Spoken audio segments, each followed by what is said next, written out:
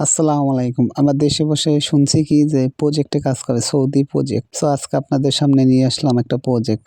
দেখছেন, নতুন যখন প্রজেক্টটা শুরু হয় তখন প্রজেক্টে থাকে শুধু মরুভূমি। আশেপাশে কিছুই নাই, শুধু ভালু আছে আর রোদ আছে। আর যেটা দরকার নিয়ে আসতেছে কোম্পানি তো রমজান মাস শুরু হচ্ছে, তো রমজানের শুভেচ্ছা সবাইকে।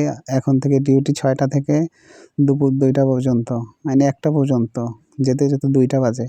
৭ ঘন্টা ডিউটি। সো এক প্রবাসী ভাই আমার সাথে থাকে। সো আজকে দেখলাম কান্না করতেছে। জিজ্ঞেস করলাম, ভাই কি হয়েছে? বলতেছে, ভাই আমি আসছি ২ বছর হয়েছে। বলতেছে, ভাই আমার সামনে আকামা বানাতে হবে, ১ মাস সময় আছে, তারপর এখন ঈদ। আমি বলছি যে তোমাদেরকে কিছু টাকা দেই, কেননা এখন তো ওভারটাইম নেই, আমি বেতন পাবো ৭০ বা ৮০ হাজার টাকা, কিন্তু আমার কাছে ডিমান্ড করতেছে ১,৮০,৯০,০০০ টাকা লাগবে। তাহলে এই টাকাগুলো আমি কিভাবে দিব?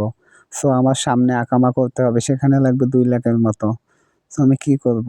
আবার বলে কি মিষ্টি বউ যে কথা উল্টাপাল্টা হলে সংসার করবে না। সুন্দর।